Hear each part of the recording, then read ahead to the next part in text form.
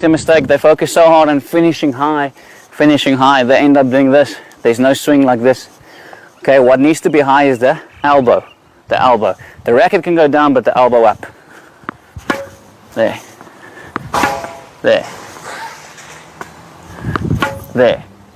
The elbow is enough, guys.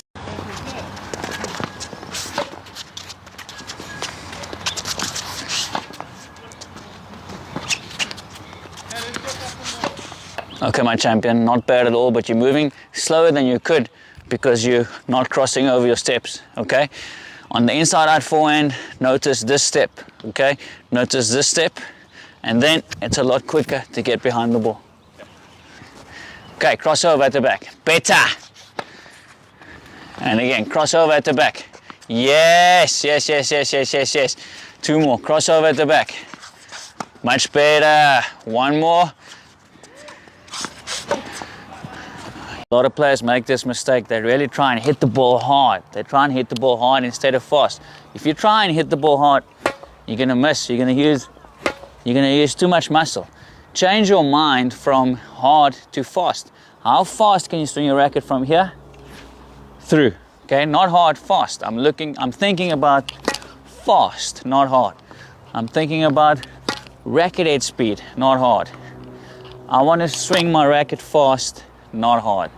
Don't muscle it, swing your racket fast. That's where there's magic.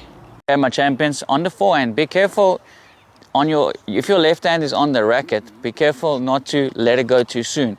If you let it go too soon, you lose rhythm and you open up. It will look something like this. There, it's too soon.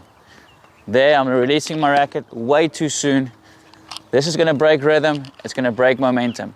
Keep the left hand on the racket, and then as the ball bounces, you release, okay? Keep it, bounce, release.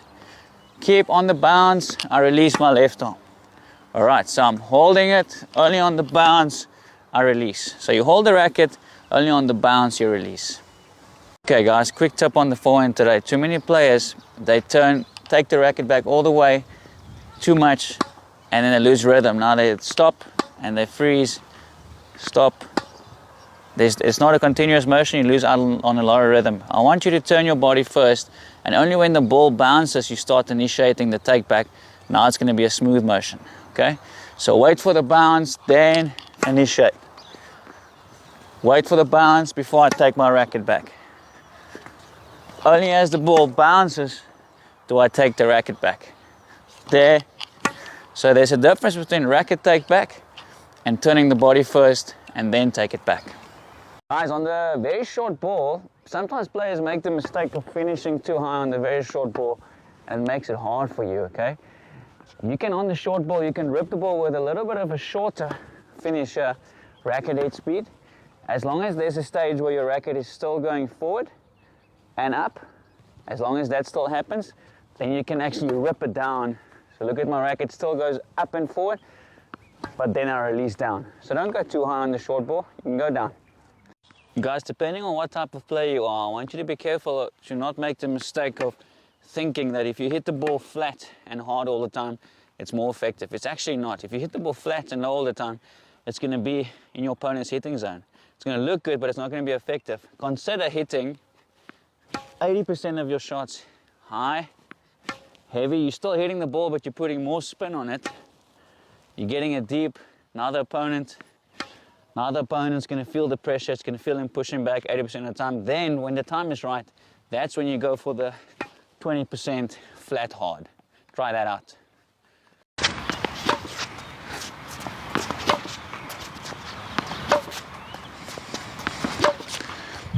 Okay, my champion, what you're doing wrong on your backhand is you're stepping across like this, and then you have to pull out of it. Okay, you're losing a lot of balance. Try and get your left leg out or right leg in. Okay, let's see. Left leg out. Yes, so out in, then step forward. Better. Step out, forward. Step out, forward. Much better. Good job, man. Thank you. Using an Eastern forehand grip, it will benefit you a lot to turn a little bit lower. A little bit lower turn on the Eastern forehand grip. It's going to be a lot more natural. When you go to semi-Western or Western, it's going to benefit you a lot more if you turn higher. turn a little bit higher. One more. Remember, the grip you use really determines your swing path, and if you change your grip, you might have to change the way you swing. As if you're unsure of where to turn on your forehand, I want to make it very simple today. Just make sure that you're not having your elbow too close to you. Elbow is too close to you, losing out on power, racket head speed. Now, if you're unsure of how high should it be, don't overthink it. As long as your elbow is away from you, it will be high enough and you'll get enough power and spin. So elbow away, then you hit it. Elbow away. I'll show you one more. Elbow away. So instead of overthinking where your elbow should be, just make sure it's far enough from the body. Guys, struggling to get topspin on your forehand? Just not getting topspin on the forehand? There are many tips, but I want to give you one tip today. Try this one. Try and have your strings before contact point face the ground. Have your strings face the ground before contact point. That really helps you to get the lag, helps you to get a lot of topspin. Boom. Strings to the ground. That's why you'll get a lot more brush on the ball. Boom. If you're not letting the ball drop on your kick serve, you're never going to be able to kick it. So what's going to happen is it's too high and I can't kick it.